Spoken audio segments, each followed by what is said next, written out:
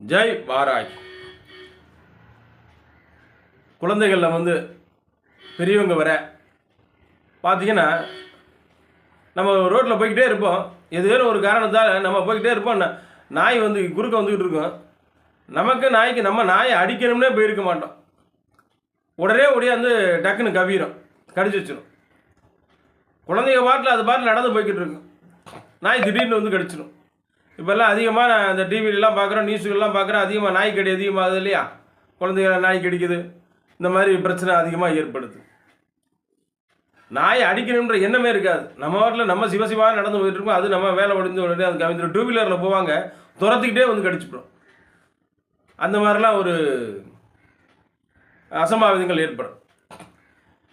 இப்போ இந்த நாய்க்கடி ஏன் இதெல்லாம் வந்து நாய்க்கடி இருக்குது? இதனால் வந்து என்ன காரணம்? ஜாதகத்தின் மூலமாக இது ஏதாவது ஒரு காரணிகள் இருக்கா அப்படின்னா, அது ஒரு காரணிகள் இருக்குது. அப்போ அது என்ன காரணிகளாக இருக்கும் அப்படின்றத சொல்கிறேன். சுக்கிர பகவான் ஜாதகத்தில் வந்து சுக்கிரன் நீசமாயிடுச்சுன்னு வச்சுங்களேன். அதை செவ்வாய் பகவான் பார்க்குறாரு அப்படின்னா அங்கே நாய்க்கடி இருக்கும். கொஞ்சம் கவனமாக இருக்கணும். இப்படிப்பட்ட அமைப்புள்ள ஜாதகர்கள்லாம் ரொம்ப ரொம்ப எச்சரிக்கையாக இருக்கணும். ஜாதகத்தில் சுக்கிரன் நீசமாய் செவ்வாய் பார்வைப்பட்டாலே அந்த ஜாதகர் நாய்கிட்ட ரொம்ப கவனமாக இருக்கணும். நாய் பக்கத்திலே போகக்கூடாது. நாயை கொஞ்சம் தூரத்தில் கண்டாலே நம்ம விலகி போயிடணும். இது எதுக்குடா வம்புன்னு சொல்லிட்டு ரொம்ப ரொம்ப எச்சரிக்கையாக இருக்கணும். அப்படிப்பட்ட ஜாதகம் உள்ள அமைப்புக்காரவங்களுக்கு வேகமாக நாய் கடிக்கும்.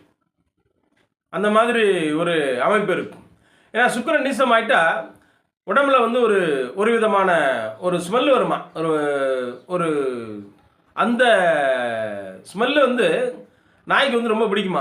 அதனால் அப்படியே வந்து கவிறது, டக்குன்னு கடிச்சிருமா. அதனால் ரொம்ப கவனமாக இருக்கணும். இப்படிப்பட்ட அமைப்புள்ள ஜாதகர்கள் என்ன செஞ்சுக்கிறலாம், பரிகாரம் என்ன செஞ்சுக்கலாம் அப்படின்னா, வெள்ளிக்கிழமை தோறும் பைரவர் கோயிலுக்கு போயிட்டு வரணும். பைரவர் கோயிலுக்கு போய் நல்லா பைரவரை வழிபட்டுவாங்க. செவ்வரளி மாலை வாங்கிட்டு போங்க, செவ்வரளி பூ வாங்கிட்டு போங்க. பூ வாங்கிட்டு போய் பைரவரை சாந்தப்படுத்து. பைரவரை வழிபட்டால் இந்த தோஷம் வந்து குறையும், நிம்மதியாக இருக்கும். நன்றி.